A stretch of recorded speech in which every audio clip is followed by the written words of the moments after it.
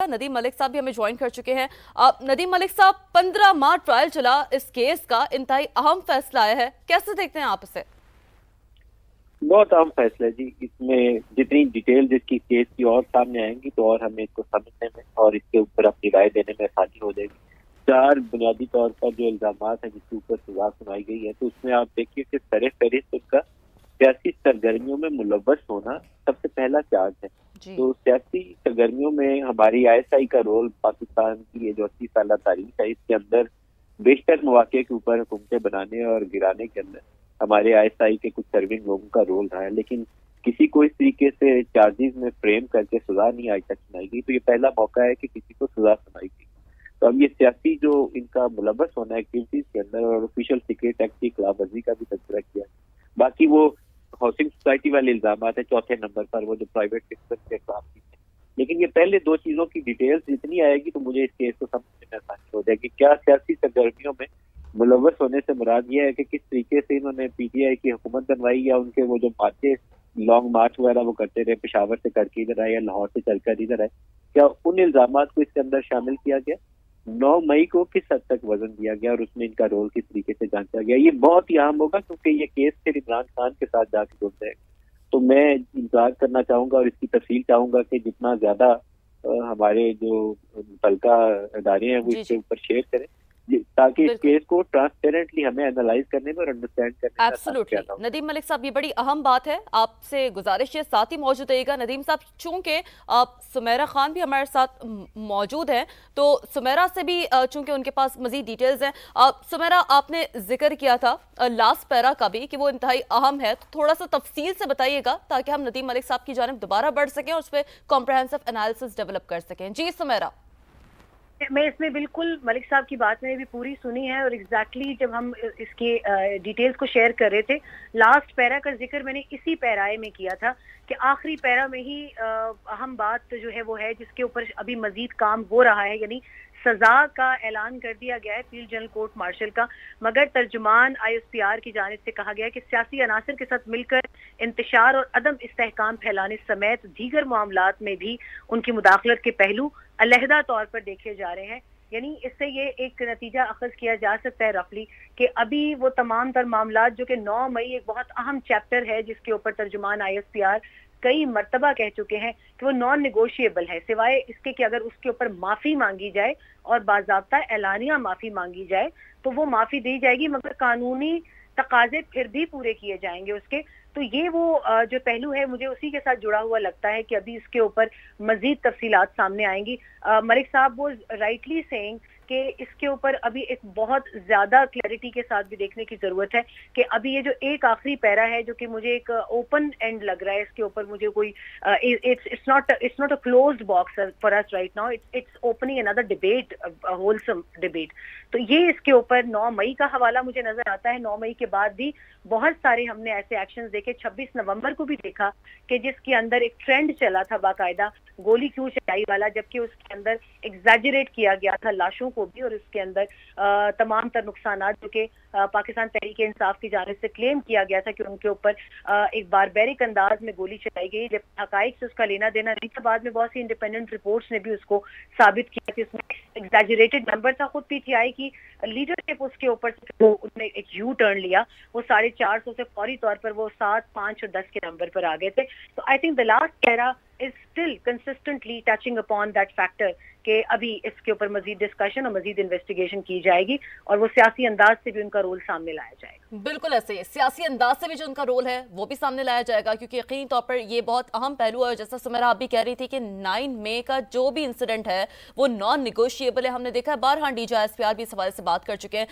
नदीम मलिक साहब, एक बार फिर मैं आपकी जानिब आना चाहूंगी। सर, एक तो सुमेरा खान ने जो डिटेल्स दी हैं आप उस पर अपना कॉम्प्रहेंसिव एनालिसिस डेवलप कर सकें, और फिर नदीम साहब ये बात भी बहुत अहम है कि खुद एहतसाबी का अमल जब से ये ट्रायल शुरू हुआ है और आज ये फैसला आया है, कैसे देखते हैं इस पूरे प्रोसेस को आप? देखिए 9 मई और जितने प्रोटेस्ट थे PTI के, वो जब तक ये अपने ऑफिशियल चार्ज लिस्ट के अंदर हमें बताए नहीं कि हमने इन सारी चीजों को फैक्टर इन करके सजा सुनाई है, तो मैं अभी अपना गेस्ट वर्क की बुनियाद के ऊपर तजिया कर सकता हूँ, क्योंकि इन्होंने इंतशार का लफ्ज इस्तेमाल किया सियासी नासर के साथ मिलकर। تو اس سے اس بات کو تقویت ملتی ہے کہ جو پی ٹی آئی کے پروٹیسٹ تھے یا 9 مئی تھا، دونوں کو اس کا ممکنہ طور پر اس کے چارجز جو فریم کیے گئے ہیں جنرل فیض کے خلاف، اس کے اندر ان چیزوں کو ساتھ ملایا گیا ہے. تو یہ بہت ہی میرے لیے بڑی ڈیولپمنٹ ہوگی، کیونکہ میں آپ کو بار بار یہ چیز دہرا کے کہہ رہا ہوں کہ پاکستان کی سیاسی تاریخ میں بیشتر مواقع کے اوپر جو حکومتیں بنانے اور گرانے کا عمل تھا، اس میں کہیں نہ کہیں ہمارے آپارا یا ایس آئی کا تذکرہ آتا رہا. اور یہ تذکرہ وہ نہیں ہے کہ جو ایز اے جرنلسٹ میں کر سکتا، میں تو ایز اے جرنلسٹ کہہ رہا ہوں کہ یہ چیز ایسے ہوتی رہی ہے. ہمارے پولیٹیکل لیڈرز نواز شریف سمیت، محترمہ بے نظیر بھٹو سمیت اور اب عمران خان سمیت وہ مختلف مواقع کے اوپر اس کا آپ کو تذکرہ کرتے نظر آتے ہیں. ایون عمران خان یہ کہا کرتے تھے کہ بجٹ کے موقع کے اوپر بندے پورے نہیں ہوتے تو ہم نے ایس آئی سے کہا کہ بندے پورے کرا سکتے. تو اتنا ایکٹیو انوالومنٹ ہے. تو وہاں اگر سیاست کے اندر ملوث ہونے کے بنا پر یا اس الزام کی بنیاد کے اوپر as a first charge, main charge وہی فریم کیا جائے اور اس کے اوپر 14 سال کی سزا ہو، تو یہ ایک نیا چیپٹر اوپن ہوگا پاکستان کی تاریخ میں. اس میں برائی نہیں ہے، لیکن یہ بہت ٹرانسپیرنٹلی ہونا چاہیے. ٹرانسپیرنٹلی ہونے کا مطلب یہ ہوگا کہ آئندہ سے آپ اس راستے کو روکنا چاہیں گے. یہ حکومتیں بنانے اور گرانے کے لیے جو آپارا سے مدد لی جاتی ہے، مختلف حکومتیں لیتی ہیں. ابھی جو موجودہ حکومت ہے اس کی بھی اولین خواہش یہ ہوگی کہ پی ٹی آئی کو فکس کرنے میں یا اپنے پولیٹیکل اپوننٹس کو فکس کرنے میں اس کو جس ادارے کی مدد مل سکتی ہے ملتی رہے. لیکن اس بنا کے اوپر، اس الزام کے اوپر کسی کو سزا ہونے کا مطلب یہ ہوگا کہ آئندہ کے لیے آپ اس دروازے کو بند کرنا چاہتے ہیں. تو یہ بہت اچھی بات ہے اگر کرنا چاہتے ہیں، لیکن اس کے پورے چارجز جب تک یہ اناؤنس نہیں کر دیتے آفیشلی کہ ہم نے یہ الزام کے اوپر سزا سنوائی ہے، تو ہم ابھی تک اس کے اوپر زیادہ گیسٹ ورک کے اوپر ہی رائے دے رہے ہیں. میرا خیال یہی ہے کہ 9 مئی کو انہوں نے شامل کیا، کیونکہ جو الفاظ کا چناؤ ہے ایک سیاسی عناصر کے ساتھ مل کر انتشار پھیلانا، وہ الفاظ ویسے ہی ہیں جیسے ہمارے مختلف جو فوج کے ترجمان مختلف وقتوں کے اوپر اپنے بیانات کے اندر وہ انتشاری ٹولہ اور 9 مئی کا ذکر کرتے رہے. تو اس سے میرے اس تاثر کو تقویت ملتی ہے کہ 9 مئی کے چارجز فریم کیے گئے ہیں. تو اس کی ایک دوسری امپلیکیشن، بہت بڑی جو پولیٹیکل امپلیکیشن ہے، وہ عمران خان کے لیے ممکنہ طور پر ہو سکتی ہے. اگر جنرل فیض کو 9 مئی میں سزا ہوئی تو یہی سیم چارج پھر عمران خان کے اوپر بھی لگے گا. تو ہمیں تھوڑا سا اس کے اوپر ایکسپیکٹیشن رکھنی چاہیے کہ ہمارے جو متعلقہ ادارے ہیں وہ ان چارجز کی ڈیٹیلز جو ہیں شکوار وہ ہمارے سامنے لائیں تاکہ ہم اس کو بہتر طریقے سے اینالائز کر سکیں. ٹھیک. اور ندیم صاحب، چونکہ جیسے جیسے اب ہم دیکھ رہے ہیں کہ فیصلے کے جو دیگر نکات ہیں وہ سامنے آ رہے ہیں، تو وہ بھی ہم ذرا سامنے بیان کریں. سزا یافتہ افسر کو قانون کے مطابق اپیل دائر کرنے کا حق حاصل ہے. ایک جانب تو یہ چیز ہے کہ اپنے ڈیفنس میں ابھی بھی موقع دیا گیا ہے، لیکن اگر دیکھا جائے آن دا کانٹری ندیم صاحب، تو اتنے ماہ جو ٹرائل چلتا رہا ہے، اگر ثبوت اتنے ویلڈ ہوتے، شواہد اتنے ویلڈ ہوتے، تو ڈیفنس میں تو پہلے ہی بہت ساری چیزیں آ سکتی تھی سامنے. تو اس کوشچن کو آپ کیسے دیکھتے ہیں؟ آپ سمجھتے ہیں کہ آگے اس طرح کوئی آپشن آپٹ کیا جا سکتا ہے؟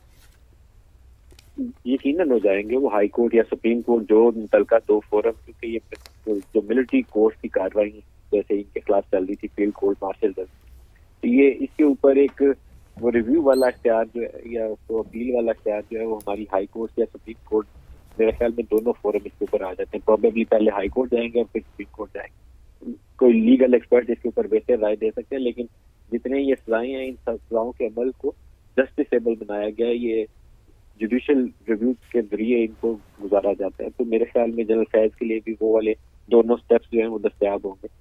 وہ تو گزرنا چاہیے اور اس پیج کے اوپر ہو سکتا ہے ممکنہ طور پر کچھ زیادہ تفصیلات سامنے آ جائیں، کیونکہ ہائی کورٹ کے اندر اگر مقدمہ چلتا ہے اور وہاں وکیل دلائل دیتے ہیں، تو یہاں تو فیلڈ کورٹ مارشل جنرل کی کارروائی سے تو ہم اس میں واقف نہیں ہوتے سوائے اس چیز کے جو آفیشیل اناؤنسمنٹ کی شکل میں ہمارے سامنے آ جائے. تو ہائی کورٹ یا سپریم کورٹ میں مقدمہ چلے گا تو پھر زیادہ تفصیلات ہمارے سامنے آ جائیں گی. جی، اور بہت سارے ایشوز جیسے جی پلیز کنٹینیو کریں ندیم صاحب.